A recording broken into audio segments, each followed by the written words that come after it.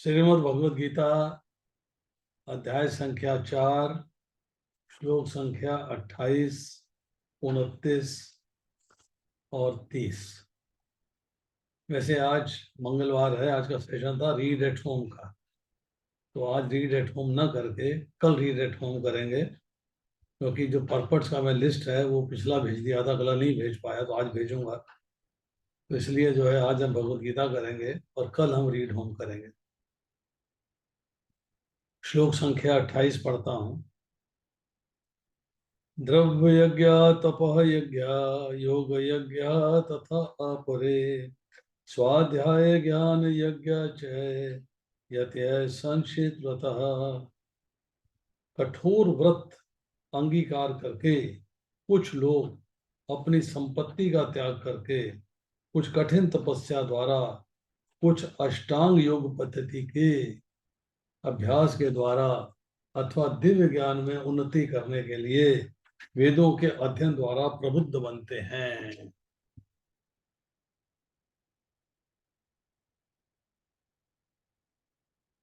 चर्चा आ रही है कठोर व्रत मीन्स तपस्या में कठोर व्रत किया जाता है, मीन्स अपने आप को प्रतिकूल परिस्थितियों में ढाल के भगवान की सेवा की जाती है। एक व्रत ये भी है कठोर की संपत्ति का त्याग कर देना। कठिन तपस्या की चर्चा आएगी इसके परपट के अंदर, अष्टांग योग पद्धति की। तो दिव्य ज्ञान में उन्नति करने के लिए वेदों का अध्ययन करना भी कठोर तप है। अब यहाँ पर बहुपाल लिखते हैं, यज्ञों के कई वर्ग किए जा सकते हैं। बहुत से लोग विविध प्रकार के दान पुण्य द्वारा अपनी संपत्ति का समर्पण करते हैं। भारत में धनाढ्य व्यापारी या राजवंशी अनेक प्रकार की धर्मार्थ संस्थाएं खोल देते हैं, यथा धर्मशाला, अन्न क्षेत्र, अतिथिशाला, अनाथालय तथा विद्यापीठ। अन्य देशों में भी अनेक अस्पताल, बूढ़ों के लिए आश्रम, गरीबों को भोजन, शिक्षा तथा चिकित्सा की सुविधाएं प्रदान करने के लिए दातव्य संस्थान हैं। ये सब दान कर्म द्रव्य में यज्ञ हैं। अन्य लोग जीवन में उन्नति करने अथवा उच्च लोगों में जाने के लिए चंद्रायन या चातुर्मास जैसे विविध तप करते हैं। इन विधियों के अंतर्गत कतिपय कठोर नियमों के अधीन कठिन व्रत करने होते हैं। उदाहरणार्थ, चातुर्मास से व्रत रखने वाला वर्ष के 4 मासों में जुलाई से अक्टूबर तक बाल नहीं कटाता, ना ही कतिपय खाद्य वस्तुएं खाता है, ना दिन में 2 बार खाता है, ना घर छोड़कर कहीं जाता है। जीवन के सुखों का ऐसा परित्याग तपों में यज्ञ कहलाता है। तप तप की बात जो आ रही है, तप मीन्स तपस्या। चातुर्मास्य व्रत भी तपस्या है, जिसमें कि बाल नहीं कटाने हैं और अपनी पसंद की चीजें नहीं खानी, से एक ही चीज खानी है।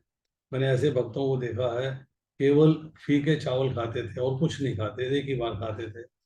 और मैंने एक भक्त ऐसे भी देखे हैं, 2 चावलों की खिचड़ी बना के बिना नमक के जमीन में डाल देते थे, उसको चाटते थे, उसको वो खाते थे चाट के। मतलब चम्मच नहीं इस्तेमाल करना, हाथ से नहीं इस्तेमाल करना, कोई थाली नहीं इस्तेमाल करनी, इस तरह से खाना खाया लोगों ने। दिन में 2 बार नहीं खाना, घर छोड़ के कहीं नहीं जाना, ये जीवन के सुखों का परित्याग है। कुछ लोग ऐसे भी हैं जो अनेक योग पद्धतियों का अनुसरण करते हैं, यथा पतंजलि पद्धति, ब्रह्म तदाकार होने के लिए, मतलब ब्रह्म ज्योति तक जाने के लिए तदाकार, अथवा हठ योग या अष्टांग योग विशेष सिद्धियों के लिए सिद्धि प्राप्त करने की कोशिश करते हैं, विशेष सिद्धियां प्राप्त करने की कोशिश करते हैं, उसके लिए हठ योग करते हैं। ये सारे अनुष्ठान योग यज्ञ कहलाते हैं। ये सारे अनुष्ठान योग यज्ञ कहलाते हैं, जो भौतिक जगत में वैदिक साहित्य यथा उपनिषद तथा वेदांत सूत्र या सांख्य दर्शन के अध्ययन में अपना ध्यान लगाते हैं। अब देखिए कि नॉलेज गेन करी जा रही है किस लिए? अपने आप को अपलिफ्ट करने के लिए। कुछ लोग ऐसे हैं जो विभिन्न वैदिक साहित्य यथा उपनिषद तथा वेदांत सूत्र या सांख्य दर्शन के अध्ययन में अपना ध्यान लगाते हैं। स्वाध्याय कहते हैं, स्वाध्याय यज्ञ कहलाता है। ये सारे योगी विभिन्न प्रकार के यज्ञों में लगे रहते हैं और उच्च जीवन की तलाश में रहते हैं, किंतु कृष्ण भावनामृत इससे पृथक है, क्योंकि वह परमेश्वर की प्रत्यक्ष सेवा है। इसे उपयुक्त किसी भी यज्ञ से प्राप्त नहीं किया जा सकता। जितने भी यज्ञों की चर्चा हुई है, दे आर नॉट कृष्ण भावनामृत। वो भगवान को प्राप्त करने के साधन हैं, और कृष्ण भावनामृत का मतलब है अपने आप को कृष्ण के प्रति 100% समर्पित कर देना। क्यों तो कृष्ण भावनामृत इनसे पृथक है, क्योंकि यह परमेश्वर की प्रत्यक्ष सेवा है। इसे उपयुक्त किसी भी यज्ञ से प्राप्त नहीं किया जा सकता, अभी तो भगवान तथा उनके प्रामाणिक भक्तों की कृपा से ही प्राप्त किया जा सकता है। फलतः कृष्ण भावनामृत दिव्य है। इसके बाद करते हैं श्लोक संख्या 29। अभी इनको समराइज करेंगे, इकट्ठा समराइज करेंगे। 29 श्लोक है। अपाने जुहति प्राणम, प्राणम प्राणे अपानम, प्राणे प्राणम अपानम तथा अपरे प्राण अपान गतिरुद्धवा प्राण आयाम परायणा अपरे नियत आहारा प्राणेन प्राणेषु जुह्यति। ये सबसे डिफिकल्ट श्लोक। तो इसमें 3 लाइनें हैं। नंबर 1, नंबर 2, इसमें बहुत ही गहरा ज्ञान है, अभी समझेंगे इसको। अन्य लोग भी हैं जो समाधि में रहने के लिए श्वास को रोके रहते हैं, प्राणायाम। वे अपान में प्राण को और प्राण में अपान को रोकने का अभ्यास करते हैं, और अंत में प्राण अपान को रोककर समाधि में रहते हैं। अन्य योगी कम भोजन करके प्राण की प्राण में ही आहुति। रूपा लिखते हैं परपट में, श्वास को रोकने की योग विधि प्राणायाम कहलाती है। प्रारंभ में हठ योग के विविध आसनों की सहायता से इसका अभ्यास किया जाता है। ये सारी विधियां इंद्रियों को वश में करने तथा आत्म साक्षात की प्रगति के लिए संस्तुत की जाती है। पर्पज इज इंद्रियों को वश में करना और मन को कंट्रोल करना, 2 चीजें। और विधि बता रहे हैं, इस विधि को शरीर के भीतर वायु को रोका जाता है, जैसे वायु की गति की दिशा उलट सके। अपान वायु निम्नगामी अधोमुखी है, प्राण वायु ऊर्ध्वगामी है। प्राणायाम योगी विपरीत दशा में श्वास लेने का तब तक अभ्यास करता है जब तक दोनों वायु उदासीन होकर पूरक अर्थात सम नहीं हो जाती। जब अपान वायु को प्राण वायु में अर्पित कर दिया जाता है तो इसे रेचक कहते हैं। जब प्राण तथा अपान वायु को पूर्णतः रोक दिया जाता है इसे कुंभक कहते हैं। कुंभक योगाभ्यास के द्वारा मनुष्य आत्म सिद्धि के लिए जीवन की अवधि बढ़ा सकता है। इसको डिस्कस करेंगे अभी। बुद्धिमान योगी एक ही जीवन काल में सिद्धि प्राप्त करने का इच्छुक रहता है, वह दूसरे जीवन की प्रतीक्षा नहीं करता। कुंभक योग के अभ्यास से योगी जीवन अवधि को अनेक वर्षों के लिए बढ़ा सकता है, किंतु भगवान की दिव्य प्रेमा भक्ति में स्थित रहने के कारण कृष्ण भावना भावित मनुष्य स्वतः है इंद्रियों का नियंता जितेंद्रिय बन जाता है। उसकी इंद्रियां कृष्ण की सेवा में तत्पर रहने के कारण अन्य किसी कार्य में प्रवृत्त होने का अवसर ही नहीं पाती। मीन्स अब आपने जब इंद्रियों को वश में कर लिया कृष्ण भावना भावित होकर, फिर ये प्राणायाम द्वारा इंद्रियों को वश में करने की आवश्यकता नहीं रहती। फलता जीवन के अंत में उसे भगवान कृष्ण के समान पद प्राप्त होता है। अतः वह दीर्घजीवी बनने का प्रयत्न नहीं करता, वह तुरंत मोक्ष के पद को प्राप्त कर सकता है। जैसा कि भगवद गीता 14.26 में कहा गया है, माम च योग अभिचारेण भक्ति योगेन सेवते स गुना समतीते ध्यान ब्रह्म भुवाय कल्पते। जो व्यक्ति भगवान की निश्चल भक्ति में प्रवृत्त होता है, फिर प्रकृति के गुणों को पार कर जाता है और तुरंत आध्यात्मिक पद को प्राप्त होता है। कृष्ण भावना भावित व्यक्ति दिव्य अवस्था से प्रारंभ करता है और निरंतर उसी भावनामृत में रहता है, अतः उसका पतन नहीं होता। अंततः वह भगवत धाम को जाता है। कृष्ण प्रसादन को खाते रहने से स्वतः ही कम खाने की आदत पड़ जाती है। इंद्र निग्रह के मामले में कम भोजन करना अल्पाहार अत्यंत लाभप्रद होता है, और इंद्र निग्रह के बिना भव बंधन से निकल पाना संभव नहीं। Means you have to control your senses. उसके बिना भव बंधन से बाहर नहीं जा सकते। अब हम जो है इन दो श्लोकों का थोड़ा सा समझने का प्रयास करते हैं। पिछली बार हमने 27वें श्लोक में चर्चा कर ली थी पतंजलि योग दर्शन में कि 5 मुख्य प्राण हैं और 5 गौण प्राण हैं। मुख्य प्राण है प्राण, जो चेस्ट एरिया में रहता है, सांस और वाणी इसके कंट्रोल में है। अपान, जो कि आपकी नाभि के नीचे रहता है, ये बॉडी के लोअर पार्ट को एनर्जी देता है, इंटेस्टाइन्स को एनर्जी देता है, जेनिटल्स को देता है और एनस को देता है। समान, डाइजेशन करता है और फूड को सारी बॉडी में एडजस्ट करता है। उदान, ये हेड रिलीजन, सर को कंट्रोल करता है, और लिम्स मतलब मूवमेंट ऑफ लिम्स कंट्रोल करता है, और आपका पोस्चर इरेक्ट रखता है, और निगलना स्वेलिंग को कंट्रोल करता है। व्यान, ये सारी बॉडी में होता है, ये ब्लड सर्कुलेशन को मैनेज करता है और आपकी बॉडी में जो सारे कार्यक्रम हैं उनको कोऑर्डिनेट करता है। नाग, बेल्चिंग अर्थात जकार लेना। कूर्म, आंखों का खुलना और बंद होना। ककरा, छींक और भूख। देवदत्त, यॉर्निंग, उबासी और नींद। और धनंजय सारी बॉडी में रहता है, जिसकी वजह से जब व्यक्ति की डेथ होती है उसके बाद शरीर में डिकम्पोजिशन होता है, ब्रेक डाउन होता है। अब जो है चौथे पॉइंट 28 का, जो हमने पहले जो है 5 पॉइंट, हम 5 तरह के यज्ञ का हमने डिस्कशन किया है। पहला था द्रव्य यज्ञ, सांसारिक द्रव्यों के लिए।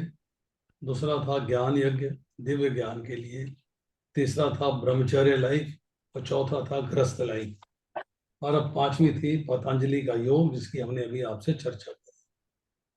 अब आता है छठा, इसमें द्रव्य यज्ञ की चर्चा हो रही है।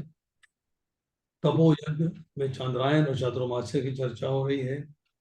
मिस्टिक योगा अर्थात योग यज्ञ, अष्टांग यज्ञ, अष्टांग योग यज्ञ की चर्चा हो रही है।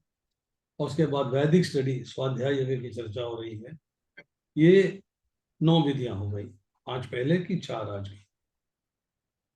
अब ये जो मेथड्स हैं ये आपको एलिवेट करते हैं, मीन्स अपनी सुपीरियर पोजीशन में लेके जाते हैं। बट ये कब पॉसिबल है? जब आपके पास किसी शुद्ध भक्त की कृपा हो जाती है, mercy of a pure devotee. आप क्वालिफाई कर सकते हो कृष्णा कॉन्शियसनेस में। अब इसके अंदर शब्द इस्तेमाल आया था संशित बता, यह है संशित बता। यतः का मतलब होता है यत्न में लगा हुआ, मतलब प्रयास कर रहा है, कोशिश कर रहा है, मेहनत कर रहा है। संशित बता कि सभी तीक्ष्ण व्रतधारी हैं, मतलब जो व्रत लेते हैं उसको पूरा करते हैं, बड़ी शिद्दत से करते हैं, यश से पूरा करना।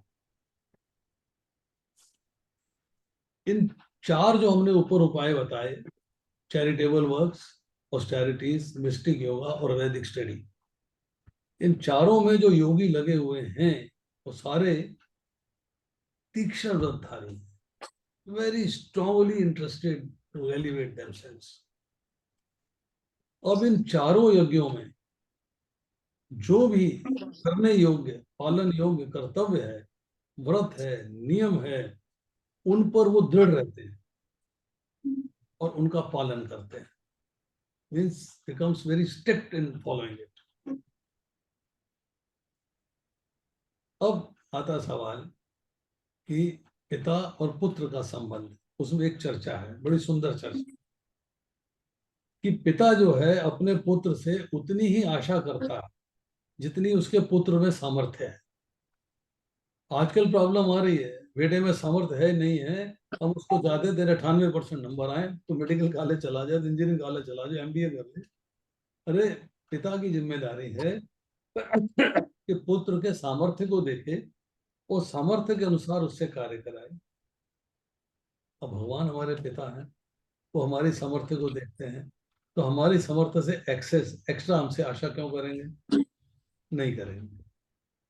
वो हमसे उतनी ही उम्मीद करते हैं उतनी आशा करते हैं जितनी हम में सामर्थ्य है। तो हृदय में विराजमान है, देख रहे हैं। अब तपो यज्ञ की बात आई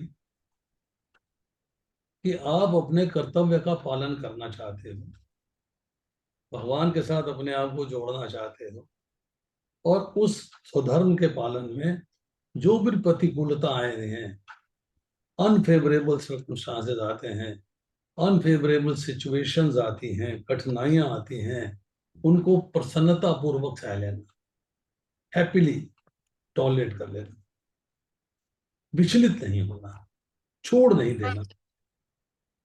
अब योग यज्ञ की बात करते हैं कि भगवान की प्राप्ति का उद्देश्य है, उसके लिए हमने भगवान के साथ अपने आप को जोड़ा, बट छोड़ने के लिए आसक्ति और ममता और फल की इच्छा को त्याग कर।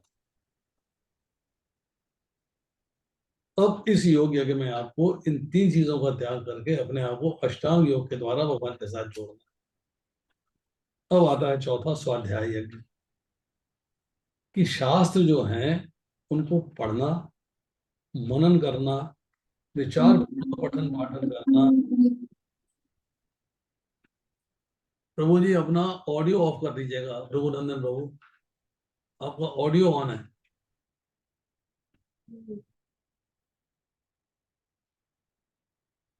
तो हमें जो है उसका पालन करना है। किसका पालन करना है? नॉलेज का। हमें ज्ञान प्राप्त करना है, शास्त्रों को पढ़ना है, भगवत गीता पढ़नी है, भागवतम पढ़ना है, चैतन्य चरितामृत पढ़नी है, हो सके तो उपनिषद, वेद, बहुत सारी किताबें, nectar of devotion, nectar of instruction, बहुत सारे ग्रंथ, उनको पढ़ना, उनका पठन पाठन करना विचार पूर्वक, मतलब समझते हुए, ब्लाइंडली नहीं कि पढ़ा और छोड़ दिया, नहीं। क्योंकि भगवान 18वें अध्याय के 70वें श्लोक में कहते हैं कि जो इस गीता शास्त्र का अध्ययन करेगा उसके द्वारा मैं ज्ञान यज्ञ से पूजित होऊंगा, ऐसा मेरा मत है। तो अगर आप गीता का अध्ययन करते हैं, गीता को पढ़ते हैं, गीता को समझते हैं, तो आप ये लेके चलिएगा कि भगवान का पूजन हो रहा है। स्वाध्याय ज्ञान यज्ञ में बिगिनिंग जो ग्रंथ है वो भगवत गीता है। भगवान कहते हैं गीता के भावों में गहरे उतर, मीन्स उसकी डेप्थ में स्टडी करना, डेप्थ में विचार करना, उसके भावों को समझने की चेष्टा करना, ये स्वाध्याय यज्ञ की लिमिट है, हाईएस्ट लिमिट। अब हमने पढ़ा 28वां श्लोक, जिसमें कि प्राणायाम की चर्चा आ रही है। तो प्राणायाम के बारे में थोड़ी सी चर्चा करते हैं। योग के 8 अंग होते हैं। पहला अंग है यम, दूसरा अंग है नियम, ठीक है।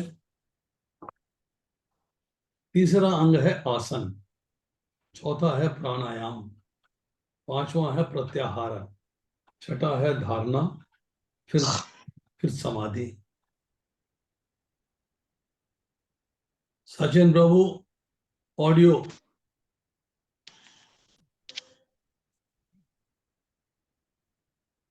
यम का अर्थात है ये 8 साधन जो गिनाए हमने, उनमें 5 जो है एक्सटर्नल हैं और 3 इंटरनल हैं।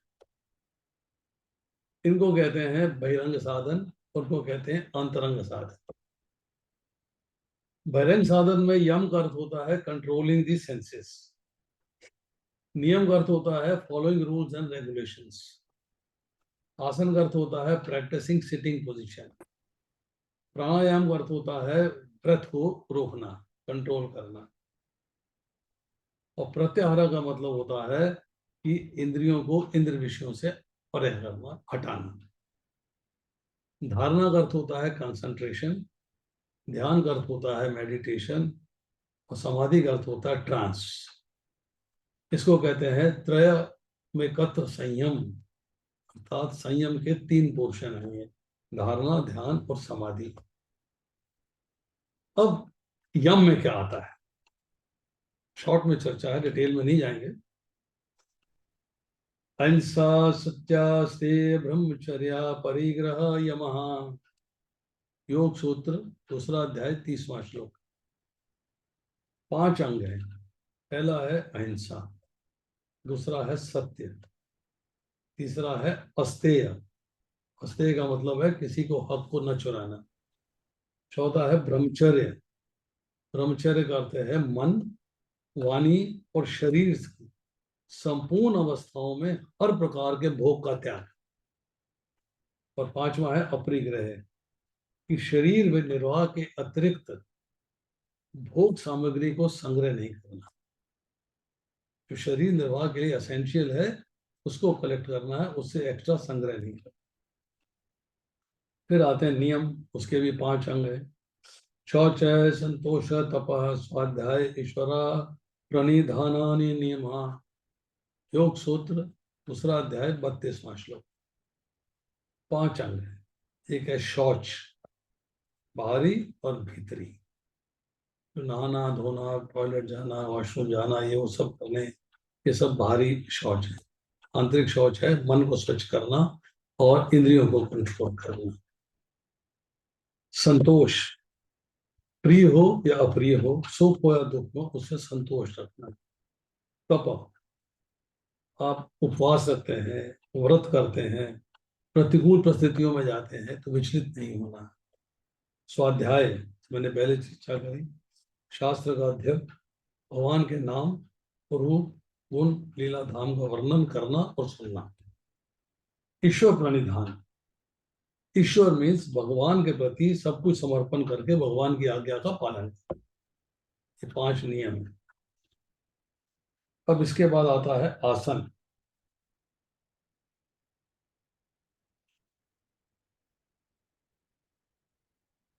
योग सूत्र में दूसरा अध्याय है, 46वां श्लोक है।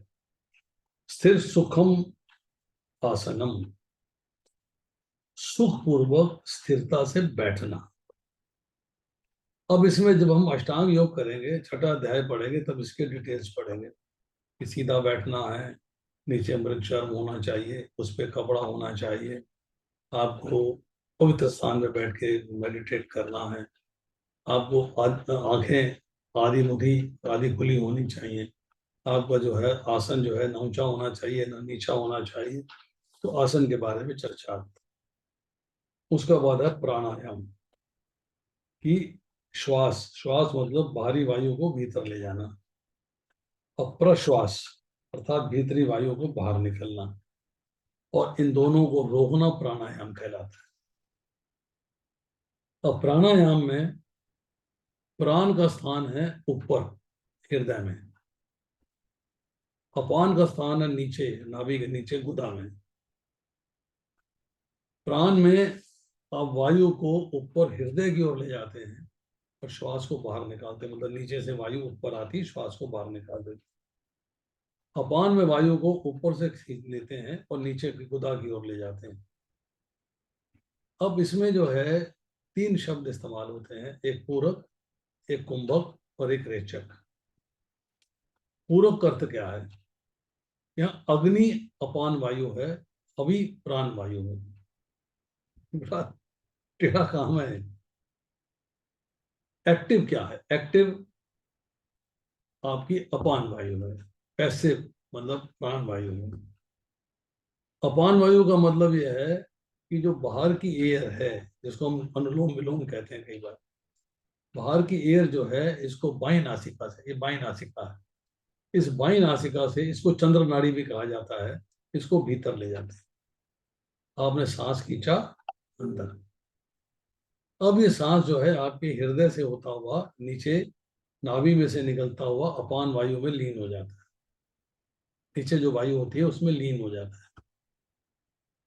अब आता है कुंभक, कि अपान वायु वहां है, प्राण वायु आप ले गए, अब आपने दोनों की गति रोक दी, ना आगे जाना है ना पीछे जाना है, ना ऊपर आना है ना नीचे जाना है, स्टैटिक, सांस ना भीतर है ना बाहर है, वही रोक दिया, तो कुंभक हो गया। अब रेचक, रेचक में अग्नि जो है प्राण वायु हो जाती है और हवि अपान वायु हो जाती है। तो प्राण वायु को दाई नासिका से, ये दाई नासिका इसको सूर्य नाड़ी कहते हैं, इस नाड़ी से बाहर निकालना है। तो प्राण वायु बाहर आई और साथ ही अपान वायु भी बाहर आ गई, दोनों वायु बाहर आ गई।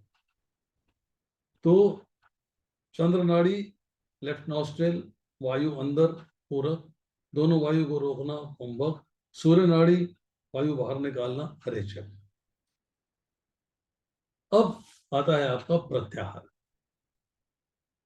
प्रत्याहार का मतलब है स्विषया संप्रयोगे चित स्वरूपानुकार दिवेन्द्रियाना प्रत्याहार। योग सूत्र दूसरा अध्याय 54वां श्लोक। अपने अपने विषयों के संयोग से रहित होने पर इंद्रियों का मन के रूप में अवस्थित हो जाना, मतलब इंद्रियों को मन के अंदर मर्ज कर देना है, सेट कर देना है वहां पर, और विषयों से दूर कर देना है। विषय भोग जो भोगने की वस्तुएं होती हैं, विषयों को दूर कर देना है, मतलब dissociating senses from sense objects, मतलब आपको इंद्रियों को इंद्र विषयों से हटा देना। ध्यायते विषयान पुंसा संग तेषु उपजायते, जो चर्चा हमने दूसरे अध्याय के 62वें श्लोक में करी थी, वही चर्चा यहाँ प्रत्याहारा में आ रही है कि आपने इंद्रियों को इंद्र विषयों के प्रति आकर्षित नहीं होने देना है, इंद्रियों को इंद्र विषयों से हटा देना है। This is important. अब आती है 3 अंतरंग साधन। धारणा, देश बंदेश तस्य धारणा, योग सूत्र तीसरा अध्याय पहला श्लोक।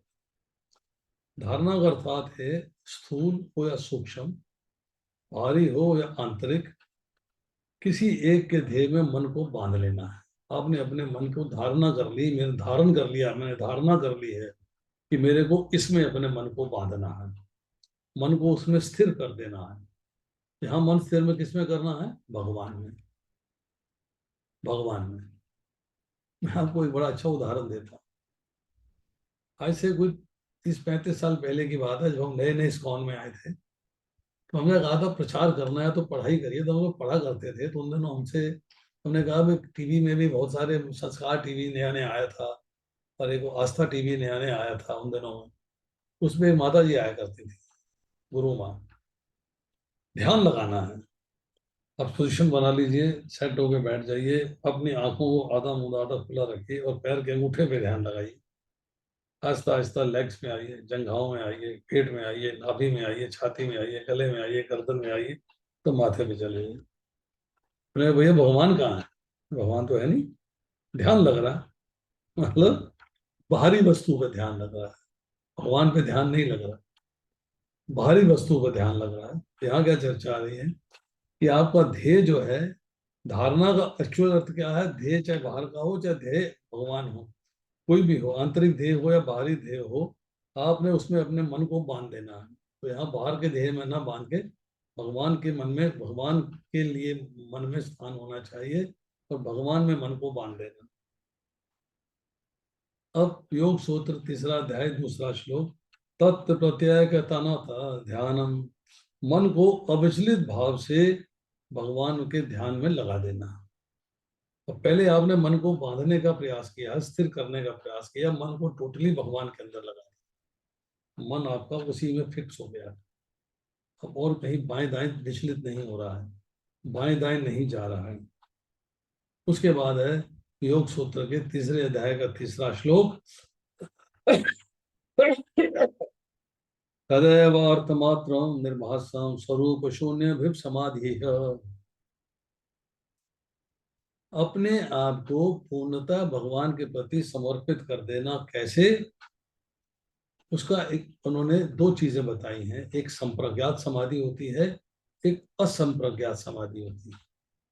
समाधि में 3 चीजें इन्वॉल्व होती है।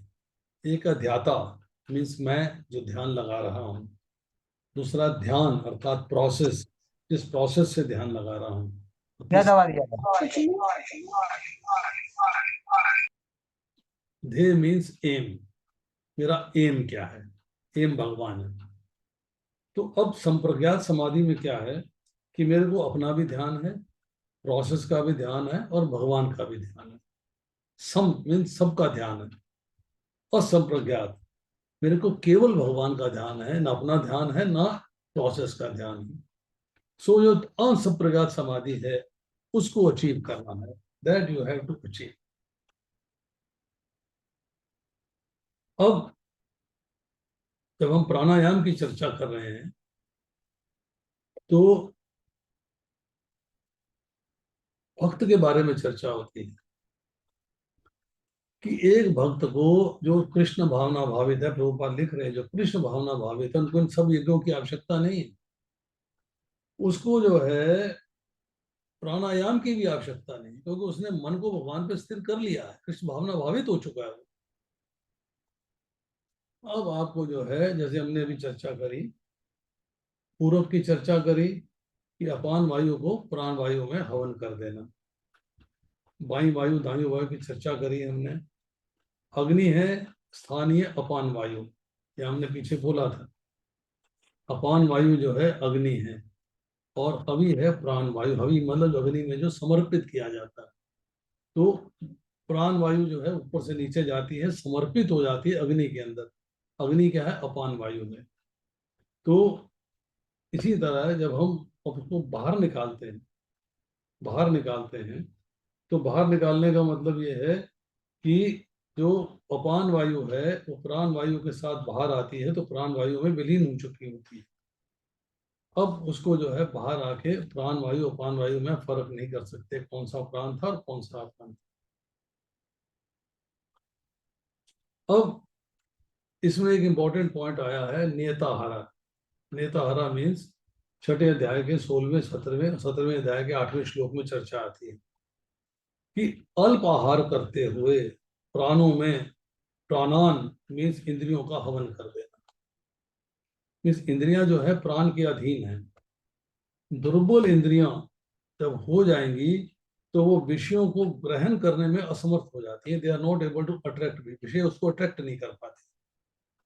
ये प्राणों में ही सूक्ष्म रूप से रहती है वो अवस्था में।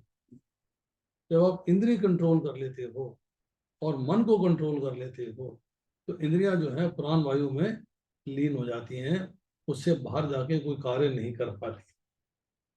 तो शब्द इस्तेमाल आता है प्राणायाम परायणा। जैसे भोग परायण कहते हैं, आत्म परायण कहते हैं, भगवत परायण कहते हैं, ऐसे प्राणायाम परायण कहते हैं कि जिनके लिए भगवत प्राप्ति का साधन ही प्राणायाम है। इंद्रियों को वश में किया, मन को वश में किया, इंद्रियां दुर्बल हो गई, विषयों को आकर्षित नहीं कर पाती हैं, तो भौतिक संसार से संबंध विच्छेद हो जाता है। तब आपको भगवान के साथ संबंध बन जाता है। जिनके लिए प्राणायाम ही भगवत प्राप्ति का पूर्ण साधन है। और नेताहारा जब हमने यहाँ इस्तेमाल किया कि जो सेंसेस हैं, अर्थात जो इंद्रियां हैं, उनको जब प्राणों में आहुति दे देते हैं तो इंद्रियां कमजोर हो गई हैं, और कम भोजन से प्राण भी कमजोर हो जाते हैं, जिससे कि वो भी एक्टिवली इंद्रियों को आगे बढ़ाने का काम नहीं करते। मीन्स सेंसेस जो है प्राणों में विलीन हो जाती है, प्राणों में डीपली इन्वॉल्व हो जाती हैं। जैसे कि तवे के ऊपर पानी की बूंदें डाली जाए तो छिन छिन करके आवाज आती है और पानी की बूंदें समाप्त हो जाती हैं।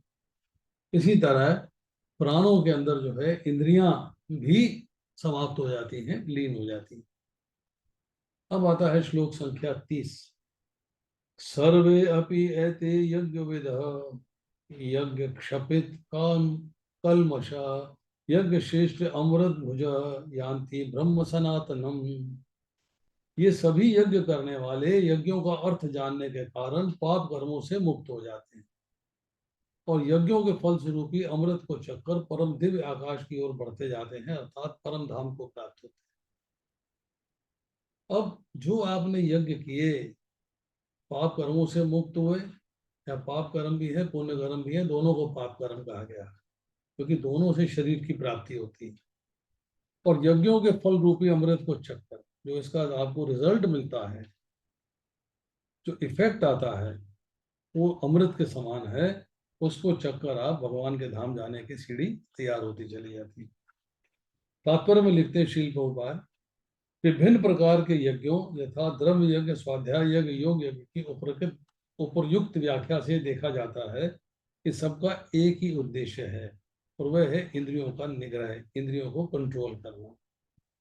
इंद्र तृप्ति ही भौतिक अस्तित्व का मूल कारण है। ये इंपॉर्टेंट लाइन है समझने वाली, कि बार बार जन्म लेना, बार बार मृत्यु आनी, कारण क्या है? इंद्र तृप्ति।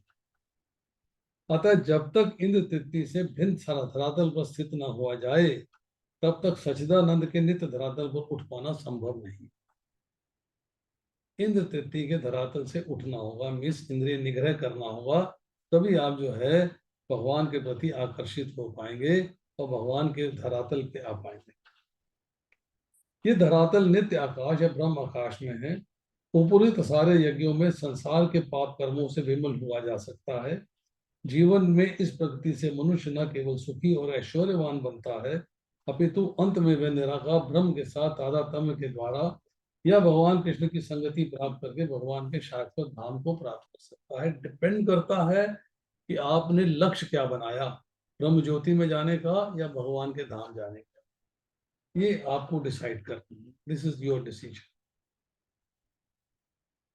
तो यहाँ पे चर्चा आ रही है कि जब आप यज्ञ करते हैं, यज्ञ मतलब आप सेक्रीफाइस करते हैं, यज्ञ मतलब वो पुल बनाते हैं जिसके द्वारा आप अपने आप को भगवान से जोड़ते हैं, आपकी इंद्रियां वश में होती हैं और आप अपने आप को सिनफुल रिएक्शंस, पाप कर्मों से आप छुटकारा पा लेते हैं।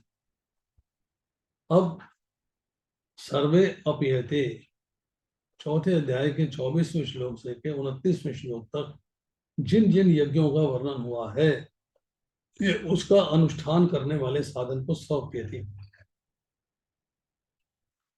जब आप यज्ञों का अनुष्ठान करते हैं तो आपके संपूर्ण पाप नष्ट हो जाते हैं और अविनाशी परमात्मा की प्राप्ति हो जाती है, क्योंकि पुण्य फल भी समाप्त हो गए, पाप फल भी समाप्त।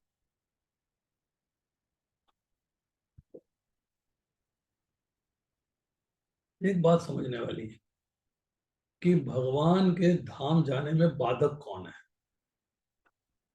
भगवान के धाम जाने में बाधक है केवल आपके कर्मों के फल, चाहे वो पुण्य फल है चाहे पाप। अगर पुण्य फल समाप्त हो जाएंगे, पाप फल समाप्त हो जाएंगे, तो आप भगवान के धाम नहीं जा पाएंगे। यज्ञ वित, वित, वित शब्द क्यों इस्तेमाल हुआ है? यज्ञों का तत्व जानने वाले हैं, इसका निचोड़ क्या है, यज्ञ क्यों करना चाहिए, यज्ञ में है क्या।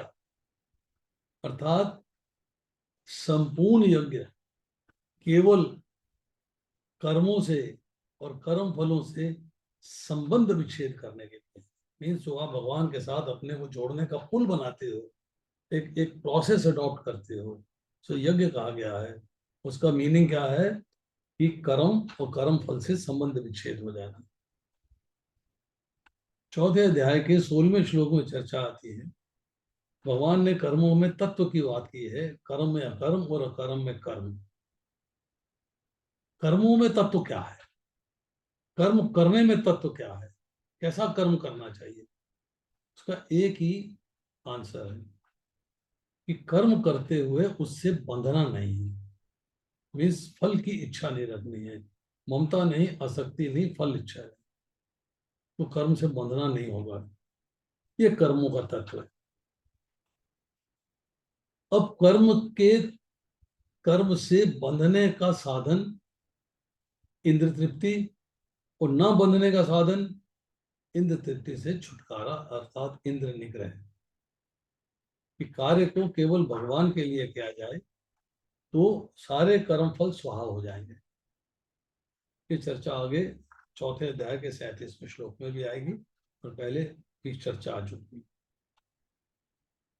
23वें श्लोक में चर्चा आई थी, यज्ञायाचृता कर्म समग्रम प्रवील्यते, कि यज्ञ से में अग्नि में सब वस्तुएं स्वाहा हो जाती हैं, इसी तरह कर्म के फल भी स्वाहा हो जाएंगे अगर आप कर्म केवल भगवान के लिए करें। अब जो लोग यज्ञ के तत्व को नहीं जानते हैं, मतलब यहाँ हम सारे यज्ञों की बात करें तो भी ठीक है, अगर एक यज्ञ की बात करें कि अपने आप को भगवान से जोड़ने का प्रोसेस, तो जो यज्ञ के तत्व को ना जानने वाले हैं वो सेंस ग्रेटिफिकेशन में अट्रैक्टेड होते हैं।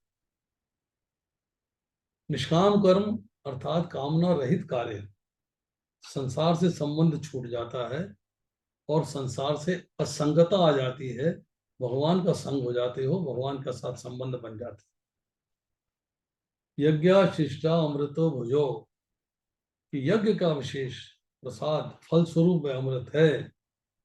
और वह क्या है?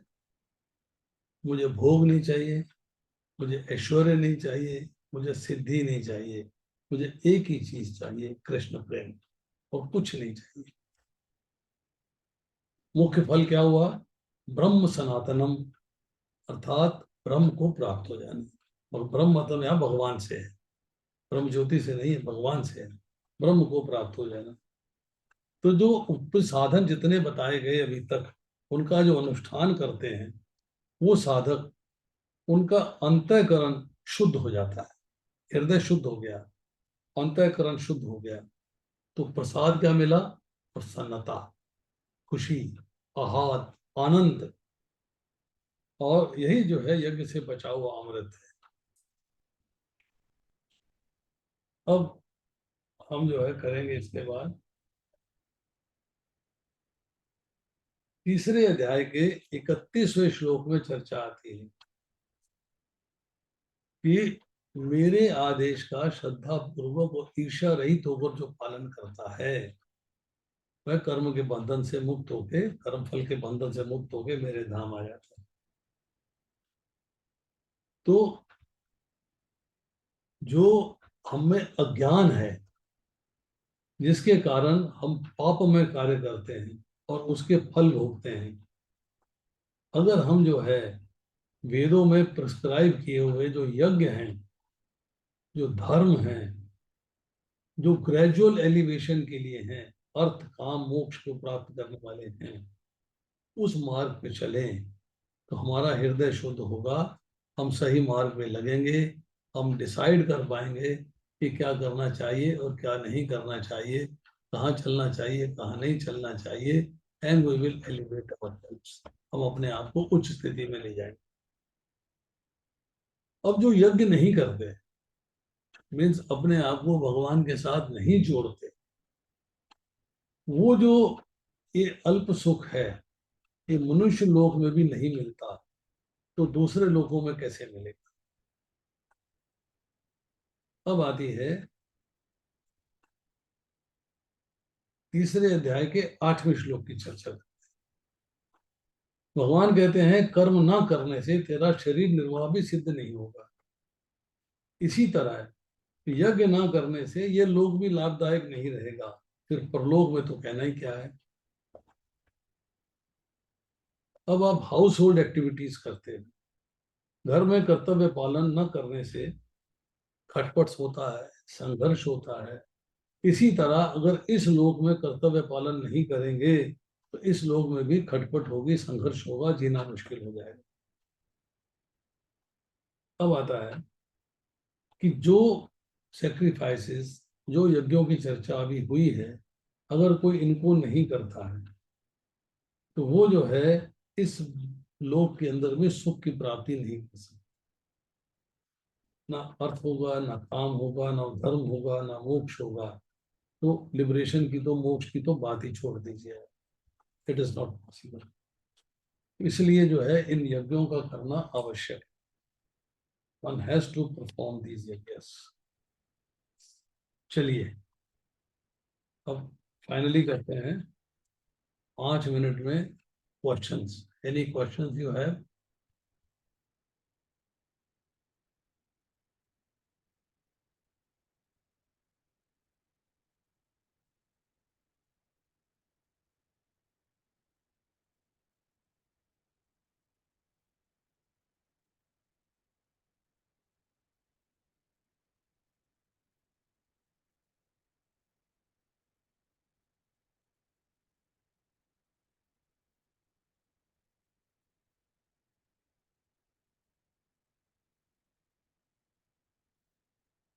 यस, अशोक कृष्णात्रे, बोलिए। सुना। प्रभु जी, जैसे आज आपने ये अलग अलग मतलब अध्याय में से अलग अलग श्लोक को पढ़ाया है आज, तो ऐसे हमें मतलब ये तो बहुत प्रैक्टिस होगी तभी आएगा ना, जब अच्छी तरह बार बार गीता को हम पढ़ पाएंगे। बिल्कुल। Otherwise it is very difficult ना। डिफिकल्ट तो है ही है। आईफोन। ठीक है प्रभु जी, बस यही पूछना था कि मतलब सभी चैप्टर्स बहुत अच्छी तरह याद होने चाहिए, कि एक श्लोक का सरल अर्थ वगैरह सारा। माता जी बार बार पढ़ना पड़ेगा, एक बार पढ़ने सुनने से कुछ नहीं होता। नोट्स बनाने पड़ेंगे, लिखना पड़ेगा। चलिए। ठीक है। हरे कृष्णा नमस्ते। प्रभु जी, प्रणाम प्रभु जी। यस माता जी, नाम बताइए अपना। मेरा नाम अमिता है। मेरी आपसे फोन पर बात हुई थी डॉक्टर हाँ हाँ, साहब। बताइए बताइए। नहीं, आज मेरा फर्स्ट डे है, तो मुझे काफी अच्छा लगा, बट बहुत कुछ सर के ऊपर से भी गया। बट वही जो आपने बात बोली है, स्वाध्याय करना पड़ेगा। तो मेरा आज फर्स्ट लेक्चर है, तो लेट्स सी कैसे शुरुआत करते हैं इसकी। देखिए ऐसा है कि अभी आपने सुना है, आज बहुत एडवांस टॉपिक है। जी। बिगिनर नहीं है ये। जी। ये मैं शर्त बांध के कहता हूँ कि जितने लोग यहाँ बैठे हैं उनमें से किसी की भी समझ में नहीं आया होगा। फिर ठीक है। समझ ये माने या ना माने। जी। नहीं नहीं, समझ तो आया है प्रभु जी। ये समझ में कब आएगा? जब आप इसको बार बार सुनोगे और बार बार पढ़ोगे। जी। क्योंकि अब हम जब चर्चा कर रहे हैं, हमने पतंजलि योग शास्त्र से चर्चा करी है। योग सूत्र चर्चा वहीं से आ रही सारी। भगवत गीता में प्रभुपाद ने सिर्फ जिस्ट दिया है, थोड़ा सा हिंट दिए हैं। जी। डिटेल वहीं से बोले हैं सारे। जी। तो जी। सब बातों को एक लेक्चर में आप समझ नहीं सकते। जी। ग्रेजुअली लेक्चर जो है, जिसको लेक्चर वीडियो में आएगा, जब रिकॉर्ड हो जाएगा, you will get the recording. फिर आप इसको समझ पाएंगे कि यस, इसमें क्या कहा गया है, कैसे कहा गया है, क्या समझाया गया है, योग क्या है, कर्म क्या है, कर्म फल क्या है। यहाँ पे आपको उसका ज्ञान नहीं है अभी। जी। पाप कर्म की बात हो रही, मैंने पुण्य कर्म भी पाप कर्म बता दिया। मैं पुण्य कर्म पुण्य होता है, पाप कर्म होता है, ये क्या बात हुई? तो कंफ्यूज कर दिया।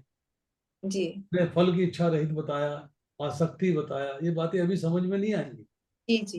ये ग्रेजुअली समझ में आएंगी। एक एक करके हौले हौले लेक्चर्स में आते जाएंगे तो बातें समझ में आती चली जाएंगी। क्योंकि प्रभु जी, मेरा क्वेश्चन ये था कि इसमें गीता में कोई ऐसा श्लोक है जो हमें ये बताए कि सनातन सनातन धर्म क्या है। मैं इसके ऊपर एक पोस्टिंग करूंगा, आपको मैं बहुत जल्दी तैयार करूंगा। सनातन धर्म जी। गीता में पर्टिकुलरली सनातन धर्म के बारे में कोई श्लोक नहीं है जी। पर्टिकुलरली। जी। बट इसमें एक चर्चा जो आ रही है, मैं आपको थोड़ा सा उसको पढ़ के सुना देता हूँ, जी। That things will get clear to you.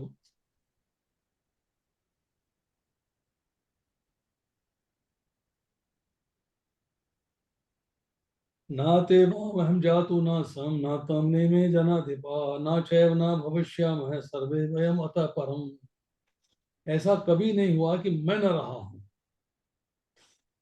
तुम न रहे हो, अथवा ये समस्त राजा न रहे हों, और ना ही ऐसा है कि हम लोग भविष्य में नहीं रहेंगे। ये इनडायरेक्टली सनातन के बारे में, सनातन धर्म के बारे में चर्चा नहीं करता, सनातन के बारे में चर्चा करता है। सनातन का मतलब होता है इटर्नल। इटर्नल का मतलब है था, है और रहेगा। था, है और रहेगा। मतलब पास्ट में भी था, प्रेजेंट में भी है, फ्यूचर में भी रहेगा। वो सनातन कहलाता है।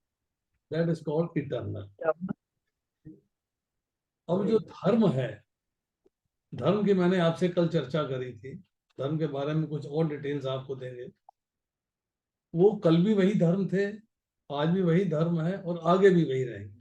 जैसे एक छोटा सा बात बताते हैं, चोरी करना।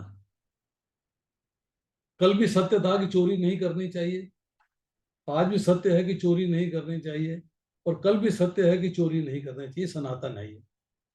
धर्म की बात अभी नहीं कर। Sanatan means it is always there. आपकी किसी हर व्यक्ति की पर्सनल लाइफ के बारे में चर्चा करते हैं। ब्रश करना है डेली मॉर्निंग, मुंह धोना है, स्नान करना है, कल भी करते थे, आज भी करना है, फ्यूचर में भी करना है, कल भी करना, सनातन है ये। सनातन का अर्थ ये होता है इट इज एवर प्रेजेंट, ये हर समय उपस्थित है, कल भी था, आज भी है, कल भी रहेगा। जब हम उसमें धर्म ऐड कर देते हैं, धर्म का मतलब है करने योग्य कार्य, जो कार्य आपको करने चाहिए, उस धर्म की बात हो रही है। जैसे अब हम जो है धर्म के बारे में, तो मैं यहाँ पे कोशिश करता हूँ 1 मिनट के लिए स्क्रीन शेयर करने के लिए। I'll share the screen with you.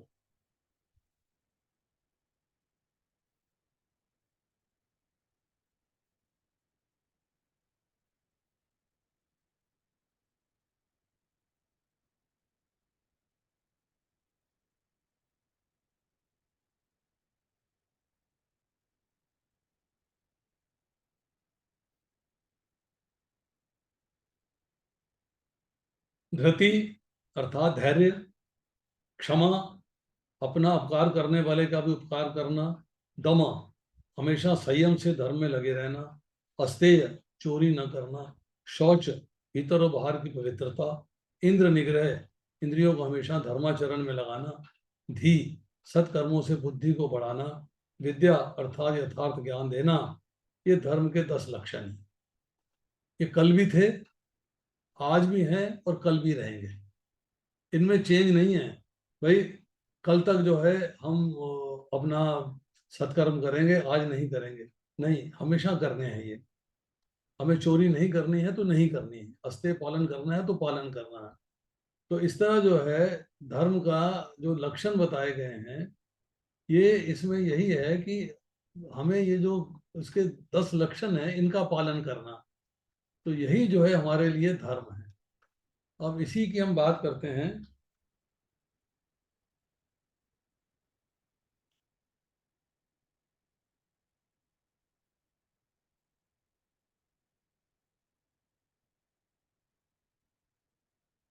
ये जो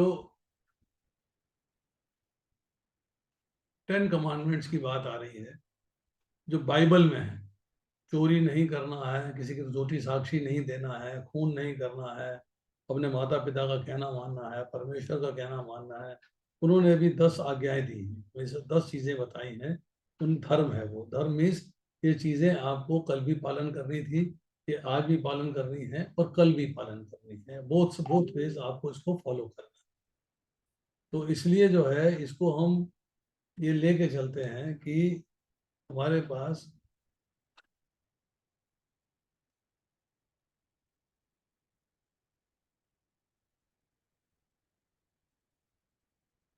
चाहे वो बाइबल है, चाहे कुरान है, चाहे वो अपना आ, हिंदू धर्म है, सनातन का अर्थ होता है था, है और रहेगा। That is Sanatan.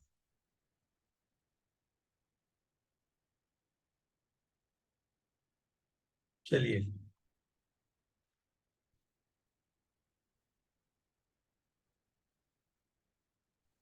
Thank you प्रभु जी। यस,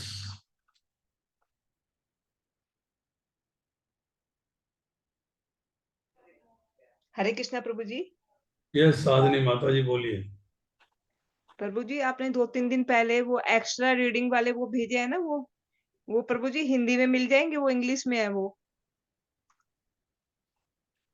माता जी मेरे को हिंदी आती नहीं, ये यहाँ पर बैठे हुए हैं अजय मोगा प्रभु, वो आपको हिंदी में ट्रांसलेट करके दे देंगे। ये उनसे रिक्वेस्ट करूंगा इन फाइलों का हिंदी में ट्रांसलेशन करके हिंदी में भेज दें। हाँ, उसमें जो मेरा जो पर्पट्स का मैंने आपको मैसेज देना था, हाँ वो जी। पर्पट्स का मैसेज मैं आपको आज दे दूंगा। I send you today. अभी मैं याद रखता हूँ, क्योंकि मैं इतना बिजी चल रहा हूँ कि मेरे पास अपने कमरे में बैठने का टाइम नहीं, सिर्फ लेक्चर देने के लिए आया हूँ आज, अदरवाइज मैं नीचे नहीं बैठा आके। तो ठीक है प्रभु जी, हरे कृष्णा। हरे कृष्णा प्रभु जी। यस, प्रभु जी, ये मोक्ष और मुक्ति में भी कोई डिफरेंस होता है या दोनों सेम चीजें हैं? सेम चीज है।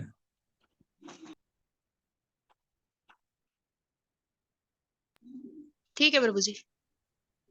एक जो है, आज ये आईफोन वाली माता जी हैं, अमिता माता जी, ये आज पहली बार आई क्लास में। इनसे मेरी कल बात हुई थी, जब मैं वृंदावन में था तो मेरी इनसे बात हुई थी, 1 घंटा फोन पे चर्चा हुई थी। तो इनको किसी ने पंजाबी बाग से या वेस्ट दिल्ली से रिकमेंड किया है मेरा नाम, भगवत गीता को आप उस क्लास को ज्वाइन कर लीजिए, जूम को ज्वाइन कर लीजिए। इन्होंने आज बड़ी कृपा पूर्वक क्लास ज्वाइन करी, इनका थैंक्स करते हैं। तो आप लोग जो उपस्थित हैं, 2-4 लोग हैं यहाँ पर ऐसे, तो आप बताइए कि आपको जो क्लासेस हो रही हैं उससे कुछ फायदा हो रहा है कि नहीं हो रहा है। Who will like to comment? जी प्रभु जी, मैं बताती हूँ। हाँ जी। मैं स्टार्टिंग से बताती हूँ प्रभु जी। मैंने नया नया इस्कॉन ज्वाइन किया था, लगभग 1 साल हुआ है। तो मैंने अपने यहाँ पानीपत के टेम्पल में आपका लेक्चर सुना भगवत गीता का। उससे पहले मैंने कभी भगवत गीता पढ़ी ही नहीं थी। सुना था कि कुछ होता है, ये भगवत गीता जैसा ग्रंथ होता है, पर मैंने कभी पढ़ी नहीं थी, कभी देखी नहीं थी। तो मैंने आपका जब फर्स्ट टाइम लेक्चर सुना, मुझे बहुत अच्छा लगा। इतना इजी लैंग्वेज में, इतना डीप, इतना कुछ है इसके अंदर। तो मैं इतनी इम्प्रेस हुई, मेरा मन किया कि नहीं, मुझे अब भगवत गीता पढ़नी है और अच्छे से डिटेल में पढ़नी है। तब मैंने आपसे पूछा था कि आप नेक्स्ट संडे भी आओगे? आपने बोला नहीं, मैं मंथ में 1 बार आता हूँ। फिर आपने मुझे ऑनलाइन ग्रुप में ज्वाइन किया। तब आपका शायद 4th या 5th चैप्टर चल रहा था। तब मैंने आपसे पूछा कि मैंने स्टार्टिंग से तो पढ़ी नहीं, मुझे कैसे समझ में आएगा?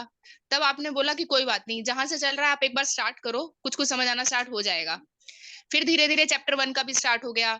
ऐसे वो फ्लो बनता चला गया। आपके कुछ पुराने वीडियोस जैसे अब ग्रुप में आते हैं, वो देखते गए। तो मतलब बहुत अच्छा। Read Bhagavad Gita at home का था, वो भी बहुत अच्छा। अच्छे से श्लोक लर्न हो रहे हैं, चीजें समझ में आ रही हैं, परपट बार बार पढ़ रहे हैं, ट्रांसलेशन बार बार पढ़ी जा रही हैं। तो इतना अच्छा लगता है। आप कोई भी लेक्चर हम कहीं पर भी सुनते हैं ना, हम उन चीजों को रिलेट कर पाते हैं कि हाँ, हमने ये चीज भगवत गीता में पढ़ी है। तो मतलब इतना तो नहीं कहते कि बहुत ही बुद्धि आ गई है, बहुत कुछ समझ में आ गया है, पर ये है कि बेसिक चीजें अब समझ में आनी स्टार्ट हो गई हैं। और कुछ भी, कोई भी ग्रंथ उठा लो, ऐसा लगता है कि उसका बेसिक भगवत गीता ही है। हर चीज यहीं से स्टार्ट हो रही है। तो जब तक हमें ये नहीं समझ में आएगा, हमें कोई ग्रंथ समझ में आने वाला नहीं है। तो कोशिश ये रहती है कि पूरे शेड्यूल से पढ़े। कभी थोड़ा बहुत इधर उधर हो जाता है तो फटाफट उसको खींचने की कोशिश करती हूँ मैं। पर अच्छा चल रहा है, बहुत अच्छा चल रहा है। आप इतना इजीली समझा रहे हो, इतना अच्छे से समझा रहे हो ना। बाकी कोई लेक्चर सुनते हैं ना, सच बताऊं सब ऊपर से ही निकलता है। पर नहीं, ये बहुत अच्छा चल रहा है। थैंक यू प्रभु जी। पूजा मैंने तो माता फर्स्ट जी, हरे कृष्णा प्रभु जी, मुझे भी कुछ कहना है। सही है। प्रभु जी, मेरे पास भगवत गीता पिछले 12 साल से थी, पर उसकी मैंने कवर भी नहीं उतारा था क्योंकि पता था कुछ आएगा ही नहीं, कुछ नहीं समझ में आएगा। आपकी क्लास ज्वाइन करी, आपके जो आपने स्केड्यूल बना के दिया हुआ है, बहुत ज्यादा तो फॉलो नहीं कर पा रही क्योंकि 2 महीने से कुछ और ही चल रहा है, पर बहुत कुछ समझ में आ गया। लाइफ के बहुत सारे क्वेश्चंस थे, पूरे जवाब तो नहीं मिले अभी तक, पर हाँ 90% जो है चीजों के आंसर मिल गए। आपसे कॉल पे भी बात हो जाती है, क्लास में भी बात हो जाती है। क्लास में जो आप समझाते हो, जितना आप समझाते हो, आज का थोड़ा सा समझ में आया, थोड़ा नहीं आया, बट आई एम श्योर कि लेक्चर दोबारा सुनूंगी 2-3 बार तो समझ में आ जाएगा। पर बहुत बहुत बहुत अच्छा है प्रभु जी, ऐसी क्लासेस मैंने कहीं नहीं देखी। Thank you Prabhu ji, thank you so much. एक पिंकी वैष्णव है पानीपत से।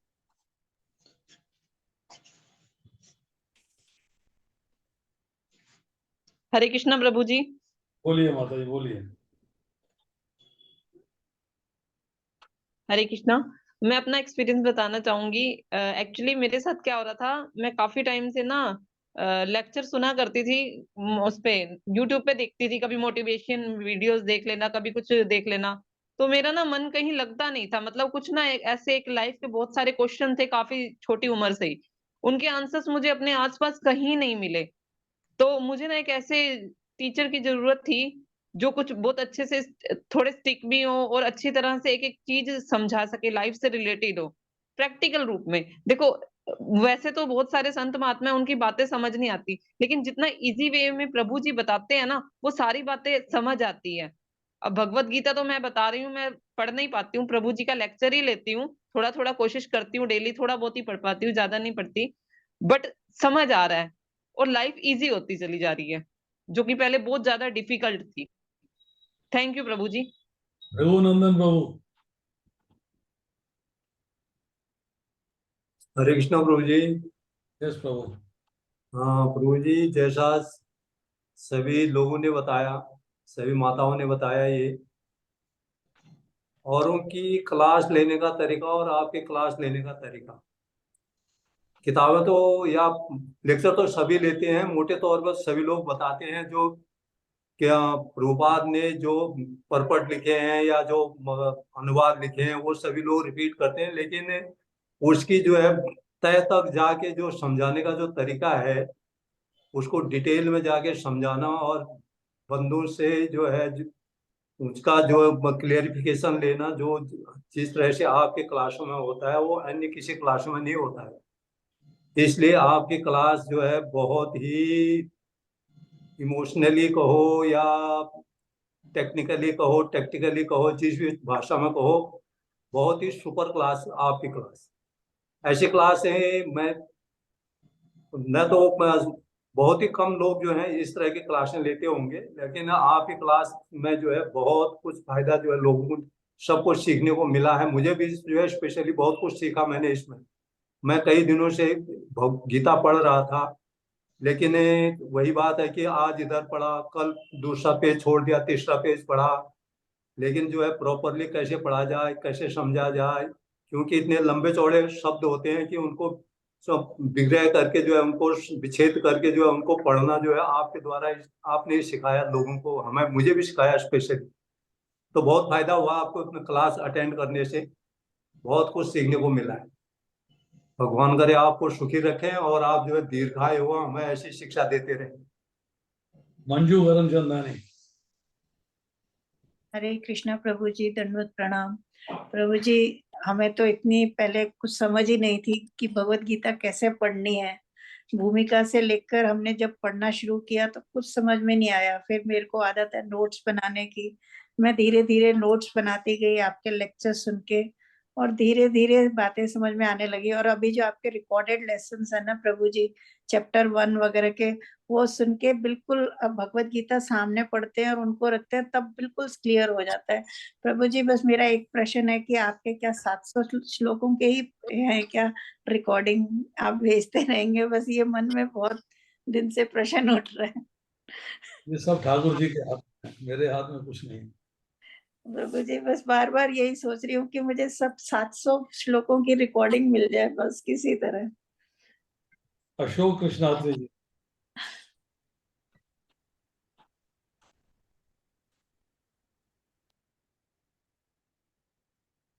यस कृष्णात्री माता, आपकी आवाज नहीं आ रही। माता जी अनम्यूट कीजिए। हरे कृष्णा प्रभु जी, दंडवत प्रणाम। प्रभु जी, मैंने जो भगवत गीता है बहुत सारे आचार्यों से सुनी है, कौन के जो मंदिर है उनमें, मतलब मैं 10-15 साल से सुन रही हूँ, आज से नहीं सुन रही, पर जितना अब अध्याय 1 का जो मैंने लेक्चर सुना है ना आपका, जो आपने अभी भेजा था हमारे पास, उसको सुन के ना मैंने जितने भी निचोड़ सुने हैं ना, उतने निचोड़ मैंने आज तक कहीं नहीं। और मेरा श्लोक रेसिटेशन मेरा बहुत ही पुअर है। मैं मतलब उसको बताने में भी मुझे शर्म आती है, पर जो ऐसे आपने बताया ना कि आधा उसको करो फिर आधा उसको करो, 4 भागों में डिवाइड करके, उससे मेरे को इतना सरल हो गया कि अब मैं जहाँ क्लास पहले अटेंड करती थी अयोध्या वाली, उसमें भी मुझे बोलने में ना मजा आने लगा है और मेरा एक आनंद और बढ़ गया श्लोक, जबकि मैं श्लोक बिल्कुल नहीं बोल पाती थी। प्रभु जी, आपका इतनी कृपा है कि मेरा प्रोनाउंसिएशन वगैरह बहुत ठीक हो गया, अदरवाइज मैं श्लोक बोल ही नहीं पाती थी। बिल्कुल मुझे शर्म आती थी कि मैंने 3 साल मतलब छोटी क्लासों में पढ़ी है संस्कृत, पर मुझे बिल्कुल नहीं आती। अब मेरा हौसला बढ़ता गया है प्रभु जी, आपका कोटि कोटि मैं धन्यवाद करती हूँ प्रभु जी। हरे कृष्णा प्रदीप प्रभु।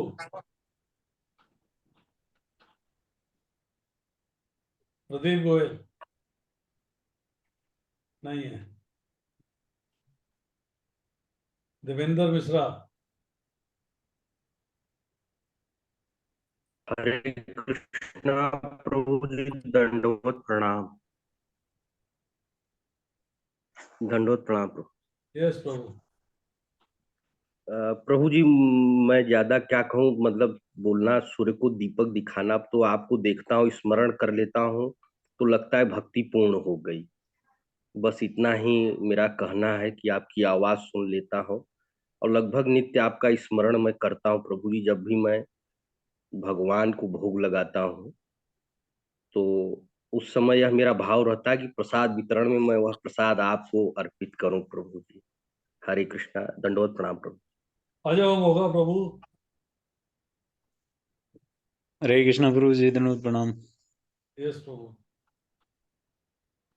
प्रभु जी, इसमें क्या है कि पहले जैसे मान ले कई साल से मान ले था इस्कॉन में, और दीक्षा भी हो गई थी, लेकिन क्या था, एक बार भगवत गीता मान ले पढ़ भी ली, लेकिन समझ में नहीं आई थी।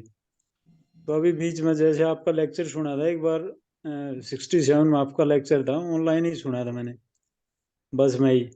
तो उससे मेरे को लगा था कि हाँ, ये मतलब समझ में आया था, अलग से लेक्चर लगा। और काफी सुने लेक्चर, लेकिन आपका अलग से लगा है कि जो बातें समझ में आते हैं, यानी उदाहरण से जिस तरह आप डिटेल से समझाते हैं, जो भाषा है वो हर एक को समझेबल है, मतलब हर एक को समझता है उसको, यानी हर एक को डिटेल से समझाते हो। तो उसमें और मेन पॉइंट पॉइंट पकड़ते हो, जैसे भगवान के बारे में, और पूरी डिटेल से हर एक को बताते हो, तो उससे अच्छा लगता है। तो मैंने वो प्रभु जी को बोल रहा था कि आपका लेक्चर मेरे को सेंड करें, तो तब से प्रभु जी मैंने आपका लेक्चर सुनना शुरू किया था, और तब से समझ में आना लगा है, और बहुत अच्छा लग रहा है प्रभु जी। लेकिन क्या है प्रभु जी, थोड़ा टाइम कम रहता है, जैसे आपने प्लान दे रखा है उसके अकॉर्डिंग कर नहीं पाता, थोड़ा उसकी वजह से वीकनेस है मेरे में।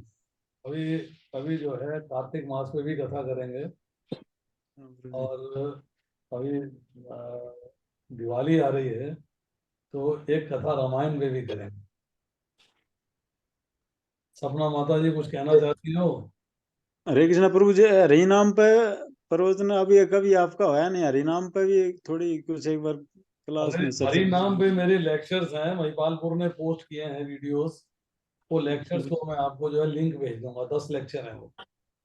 हाँ वो सुनने प्रभु जी, हरि नाम की और महिमा का थोड़ा। 10 लेक्चर मेरे हैं वैष्णवा एटिकेट पे, हाँ प्रभु जी, उसके भी आपको लिंक भेज दूंगा, आप सुनिएगा। हरे कृष्णा प्रभु जी। धन्यवाद प्रभु जी। यस सपना माता बोलो।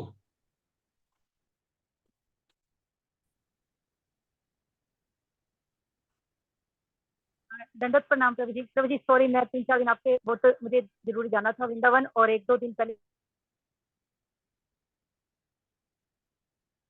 नहीं सुन पाई क्योंकि मुझे बहुत जरूरी काम था, और मैं जन्म जन्मांतर तक ऐसे ही आप टीचर मिले हैं मुझे, हमेशा मैं आपके ये लेक्चर सुनती रहूं, और मुझे हर चीज क्लियर होती है, मुझे जिंदगी और अच्छे से जीने का मौका मिला है ये lecture. Yes Pradeep Goyal.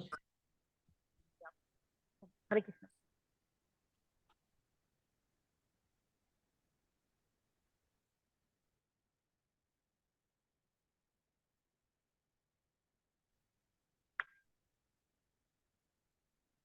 Yes तो अमिता जी, ये कुछ कमेंट्स आपने सुने हैं?